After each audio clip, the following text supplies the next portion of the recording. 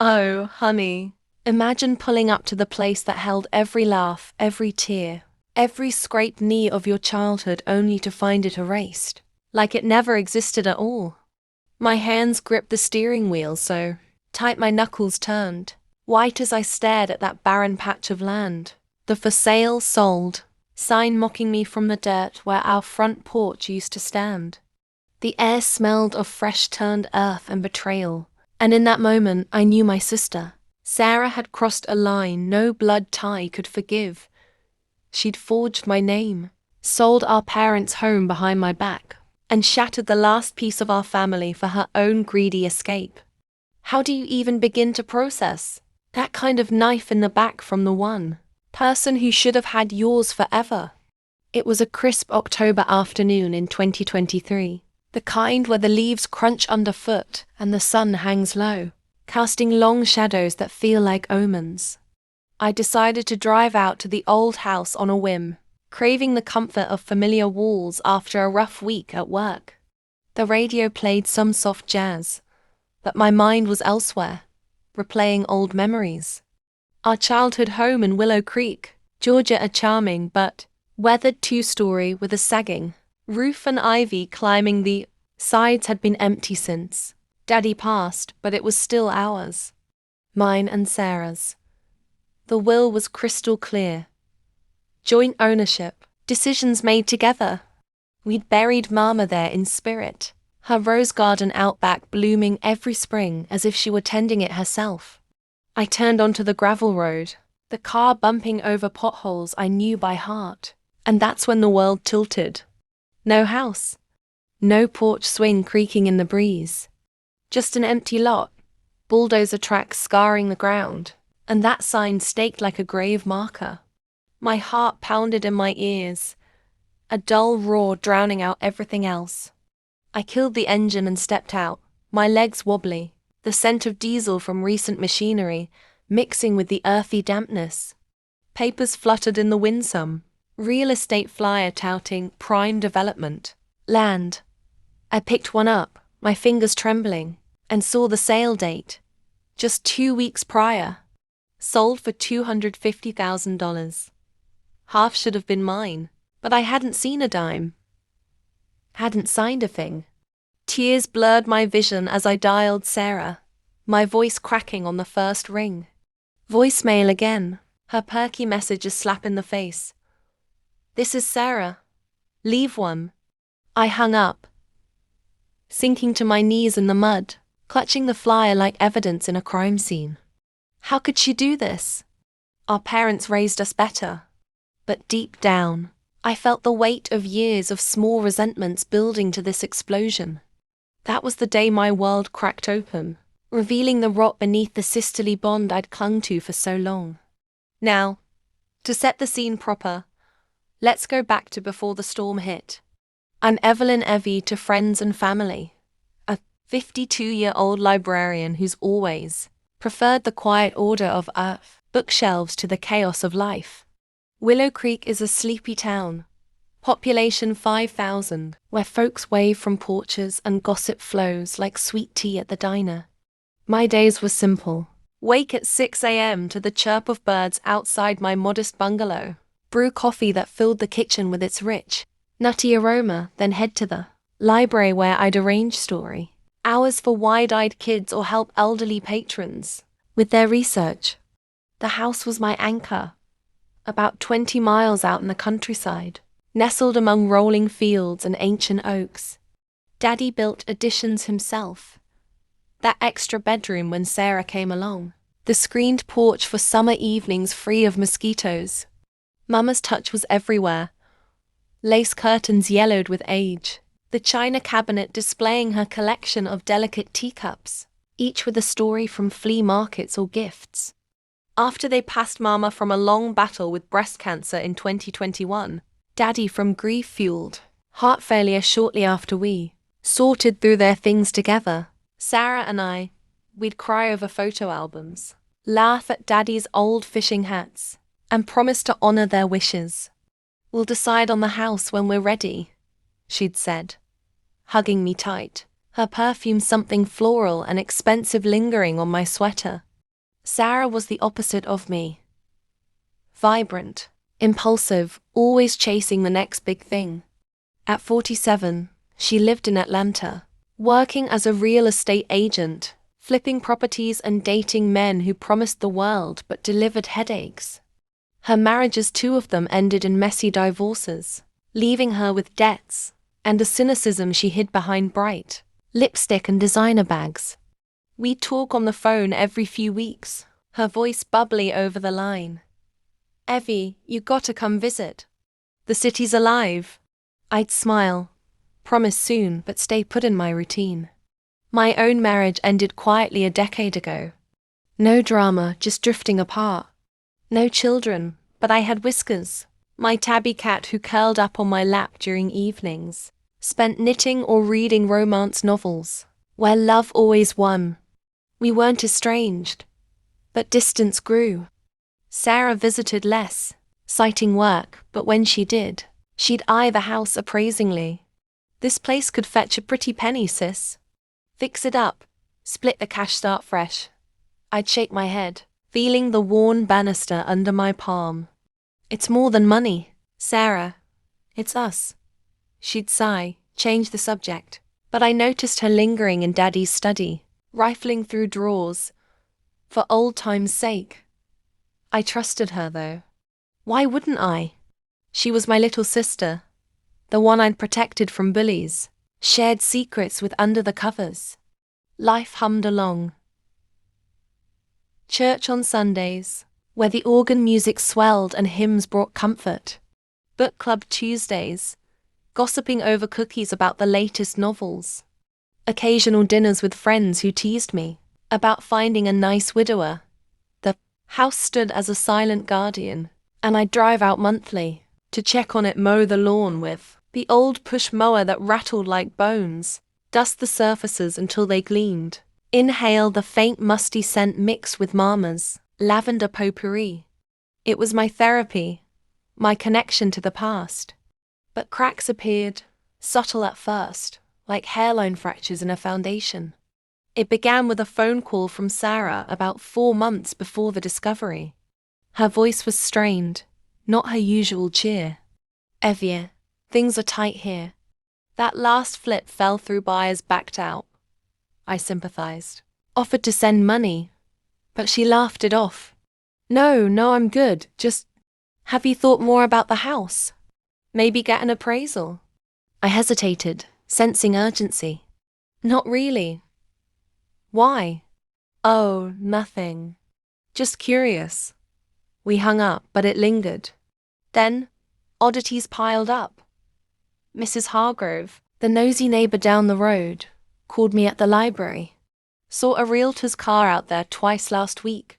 Evie, fancy SUV, taking photos. You selling?" My stomach flipped. I thanked her, hung up and texted Sarah. "Realtor at the house? What's going on?" Her reply came hours later. "Must be a mistake. Probably wrong address." Plausible but doubt-seeded. Mail brought more unease. The property tax bill arrived with a stamped note. Ownership verification requested. Unusual. I filed it, but at night, lying in bed with Whiskers purring beside me, my mind raced. Had I misplaced the deed copies? I'd kept them in a safe at home. But when I checked, the folder was there. Wait, no. One page seemed out of order. Paranoia? Maybe, but Sarah had borrowed my keys recently to grab Mama's recipe book. She returned them promptly, but friends noticed. At book club, I spilled tea on my blouse, distracted. "Evie, darling, you're miles away," said Betty, her wrinkled hand patting mine. "Family troubles?" I forced a laugh. "Just tired." But inside, suspicion brewed like dark coffee. Was Sarah in debt again? Her ex had a gambling problem. Had it rubbed off? I drove out unannounced one weekend, the road winding through fields of cotton ready for harvest. The house looked fine, but a new chain lock on the gate glinted in the sun. Why the extra security? I asked Sarah later.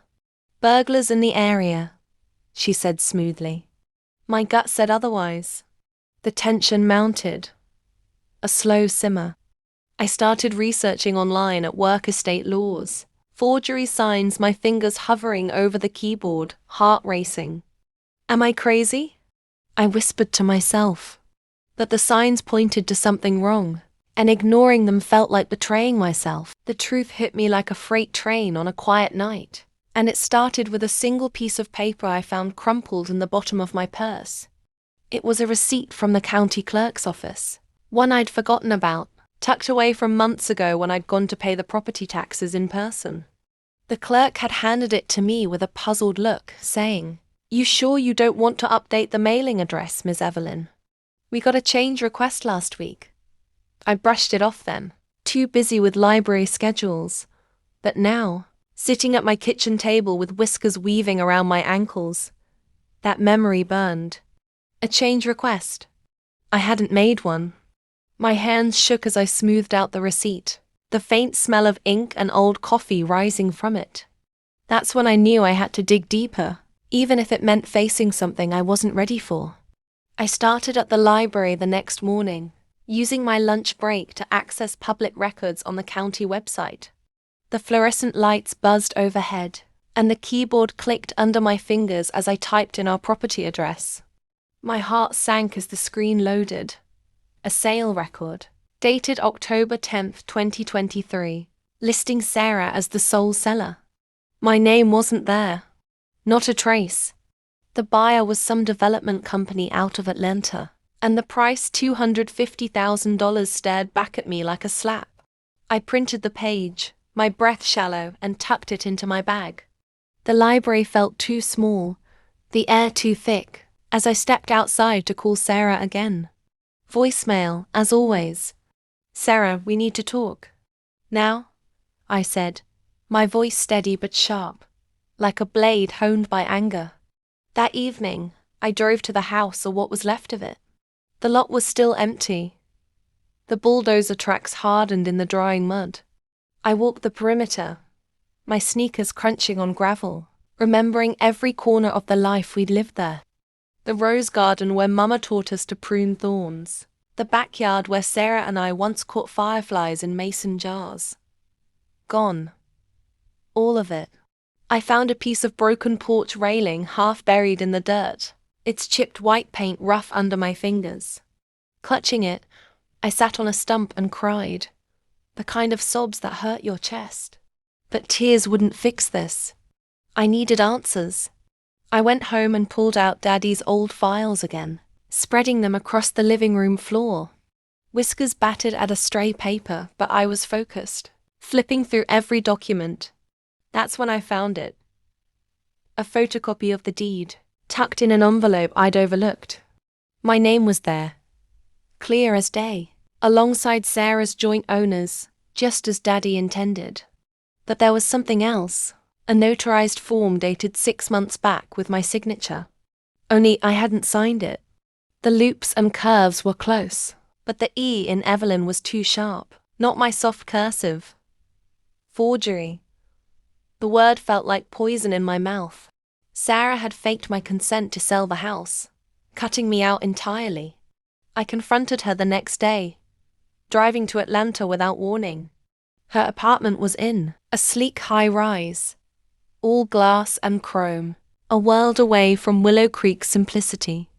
She opened the door in a silk robe, her hair in a messy bun, surprise flickering across her face. "Evie, what are you doing here?" Her voice was light, but her eyes darted to the folder in my hand. "Sarah, why's our house gone?" I asked, stepping inside without waiting for an invite. The place smelled like vanilla candles, but it couldn't mask the tension. She fidgeted, offering coffee. But I held up the deed copy. "This isn't my signature.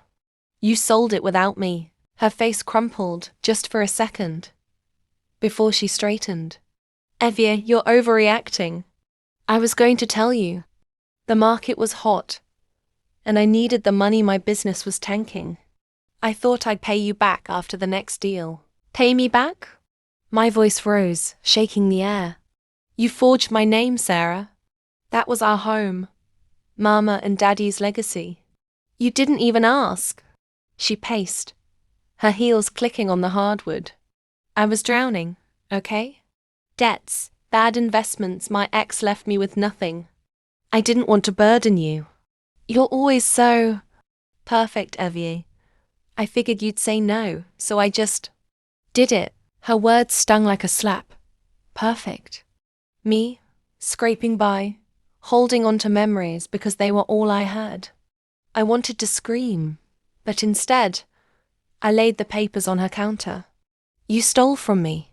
From us. How could you? She cried then, big, messy tears, saying she was sorry, that she'd planned to split the money once her finances stabilized.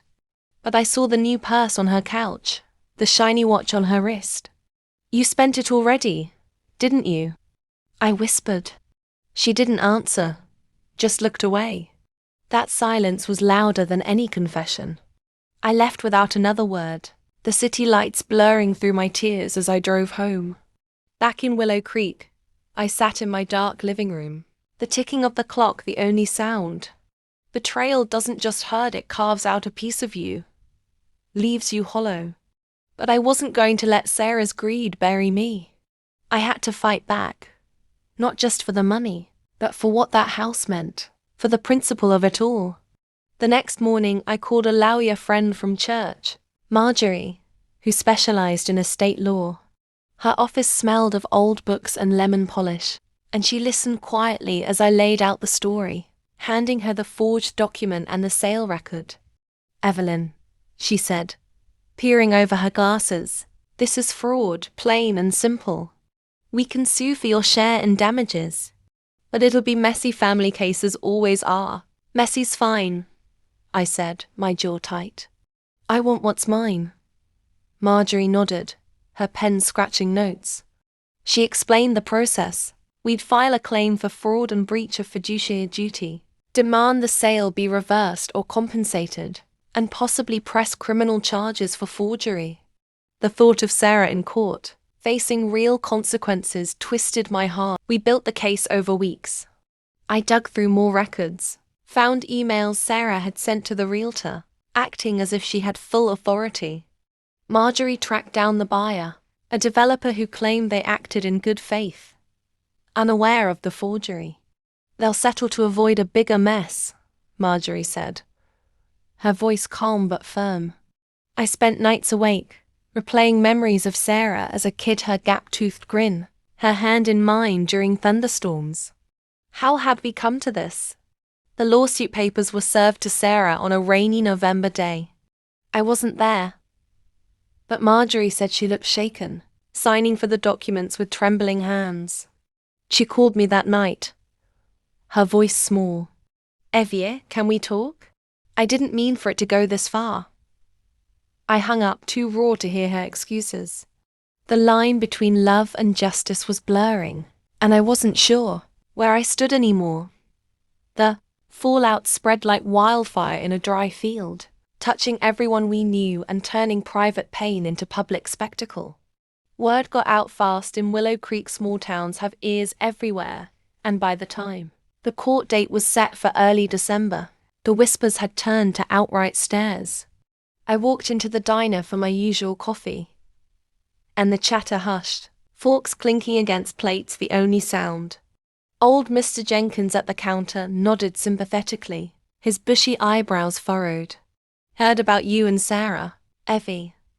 Family feuds are the worst kind. I forced a smile, paid for my cup, and left with the bitter taste of judgment lingering longer than the brew. Sarah fought back, of course. Her lawyer, a slick Atlanta type, with a shiny suit and a smirk, filed counters, claiming I'd verbally agreed to the sale during one of our calls. Lies, all of it. But it dragged things out, making the wound fester.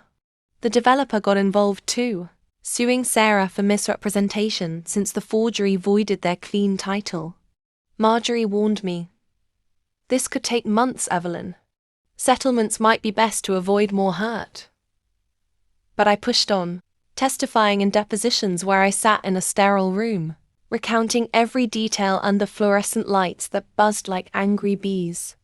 My voice cracked describing the empty lot, the forged signature, but I held firm, hands clasped in my lap to hide the tremble. The real turning point came at the family gathering. Aunt Clara insisted on a mediation lunch at her house, 2 weeks before court. Clara, Mama's sister, had always been the peacemaker, her home smelling of fresh-baked pies and potpourri. Sarah showed up looking gaunt, her usual glamour faded, dark circles under her eyes. Our cousins were there. Uncle Ben too, all shifting uncomfortably, around the dining table laden with ham, sandwiches and awkward silence. "Girls," Clara said, her voice quivering, "your parents would hate this. Talk it out." Sarah spoke first, her eyes downcast. "I messed up, okay? I was desperate creditors calling, my apartment on the line.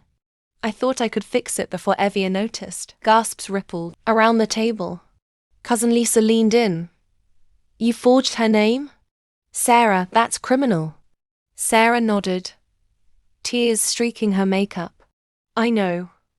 But Evia, you've always had it together." I envied that.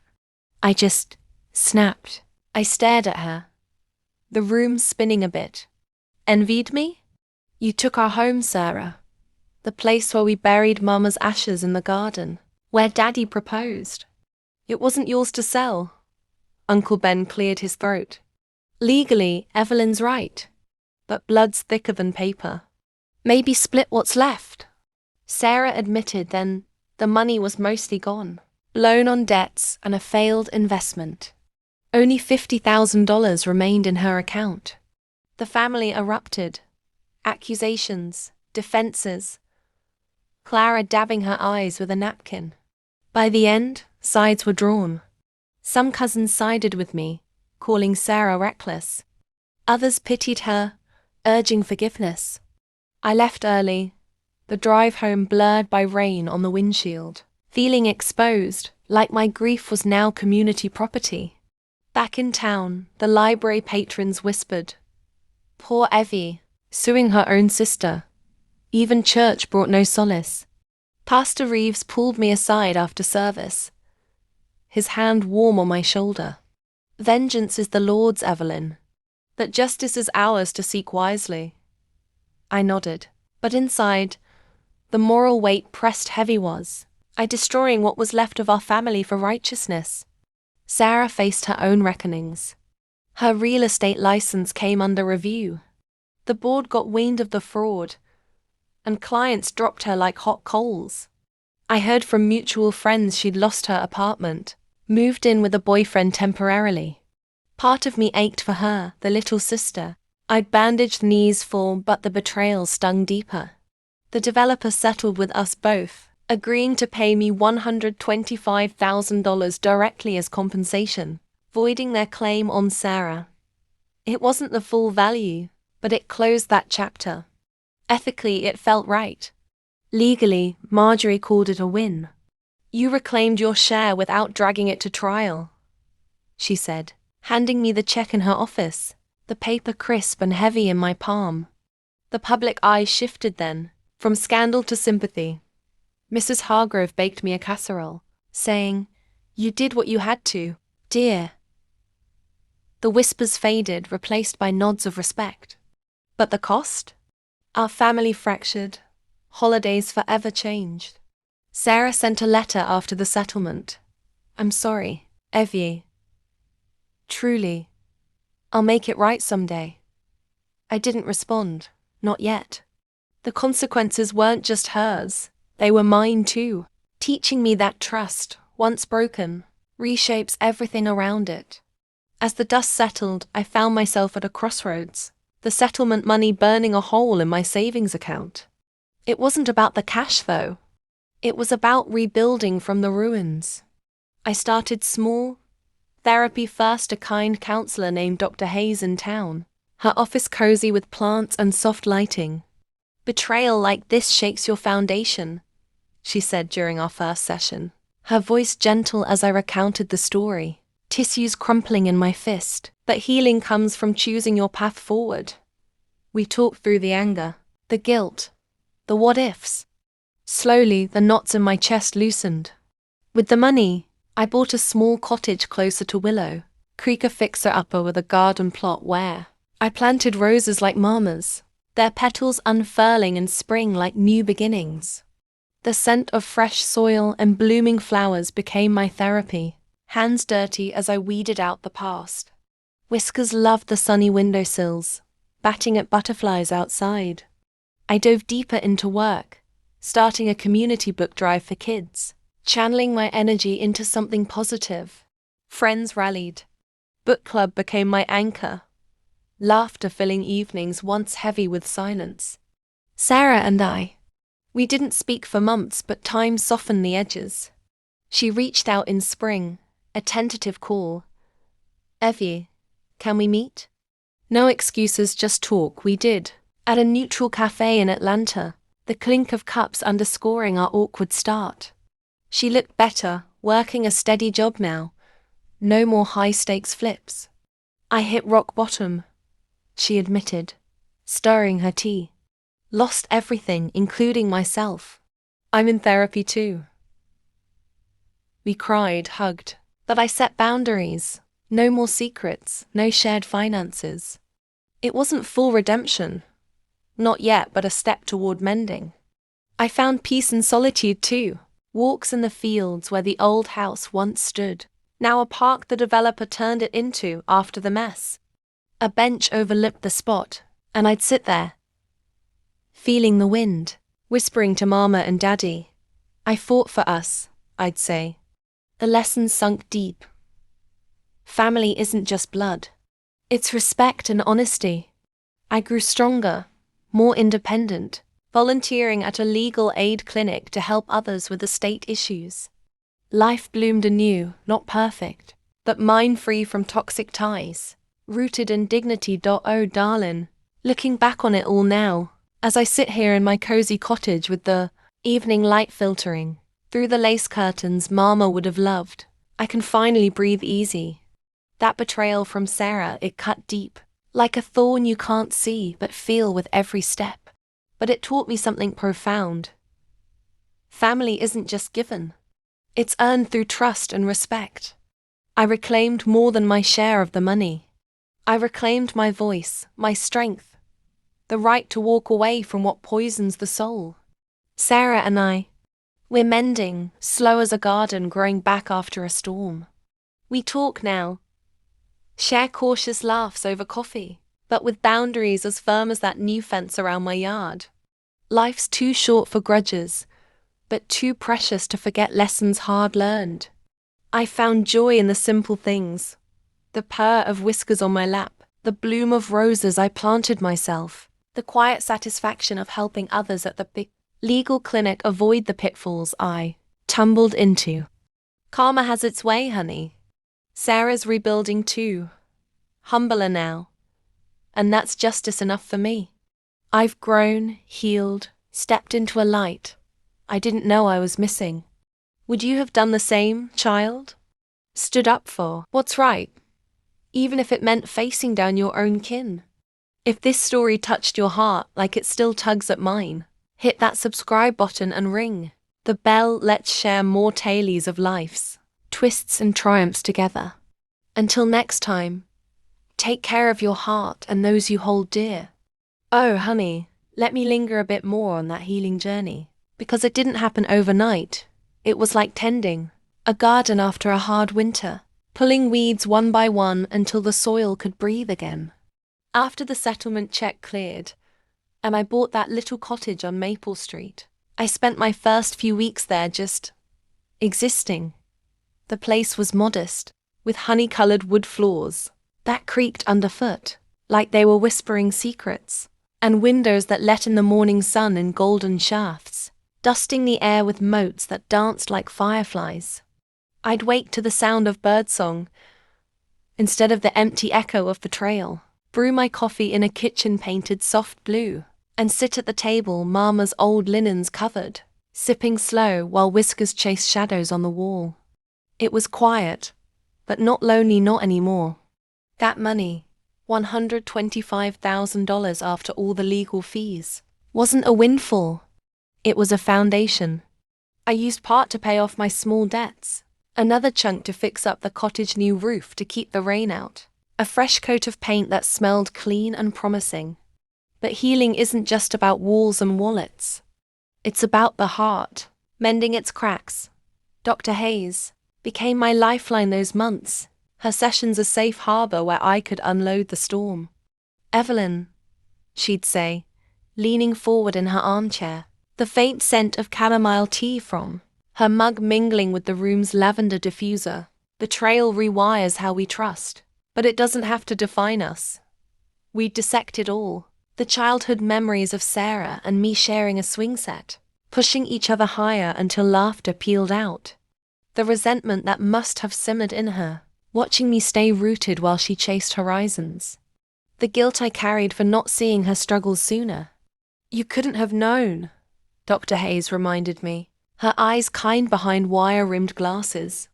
"But now, you choose hold the grudge or release it for your own peace." I chose release, bit by bit. Mornings I'd journal in the garden, the dirt cool under my knees as I planted bulbs that would bloom come, spring daffodils for hope, roses for Mama's memory. The physical work helped. Hands blistering from the spade, sweat mixing with tears on bad days. Friends stepped in too. Betty from book club brought over casseroles, her hugs smelling of rosewater and warmth.